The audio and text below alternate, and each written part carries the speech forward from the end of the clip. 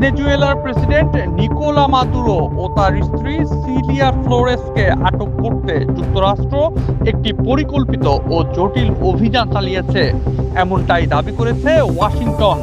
বার্তা সংস্থা রয়টার্স বলছে, কয়েক মাস ধরে এই অভিযানের প্রস্তুতি চলছিল এবং এর অংশ হিসেবে একাধিক মহড়াও পরিচালনা করা হয়।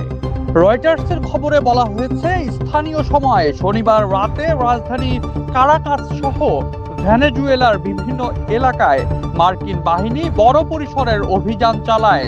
অভিযানে প্রেসিডেন্ট নিকোলা মাদুরোকে আটক করা হয়েছে।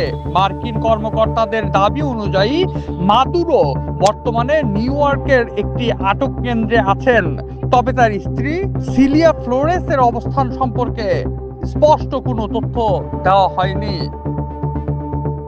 মার্কিন প্রেসিডেন্ট ডোনাল্ড ট্রাম্প সামাজিক যোগাযোগ মাধ্যম ট্রুথ সোশ্যালে এক পোস্টে বলেন, মাদুরো ও তার স্ত্রীকে ধরতে যুক্তরাষ্ট্র একটি দুঃসাহসিক অভিযান পরিচালনা করেছে।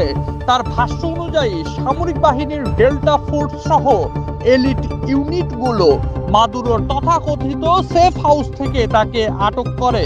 অভিযানের আগে মাদুরোর নিরাপদ বাসভবনের একটি হুবহু প্রতিরূপ তৈরি করে সেখানে প্রবেশের কৌশল অনুশীলন করেন মার্কিন সেনারা।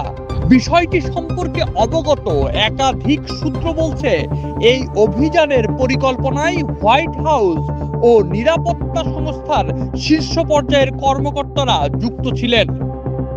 সূত্রগুলোর তথ্য মতে, ট্রাম্পের ঘনিষ্ঠ সহযোগী স্টিফেন মিলার, পররাষ্ট্রমন্ত্রী মার্কো রুবিও, প্রতিরক্ষামন্ত্রী পিট হেগসেথ এবং সিআইএ পরিচালক জন রেডফ্লিক এ সংক্রান্ত একটি কোর টিম গঠন করেন।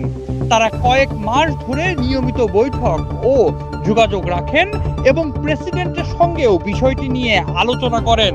রয়টার্স আরও জানায়, যুক্তরাষ্ট্রের কেন্দ্রীয় গোয়েন্দা সংস্থা সিআইএ একটি ছোট দল গত আগস্ট থেকেই ভেনেজুয়েলায় অবস্থান করছিল। ওই দলটি মাদুরোর দৈনন্দিন চলাচল ও অভ্যাস সম্পর্কে বিস্তারিত তথ্য সংগ্রহ করে।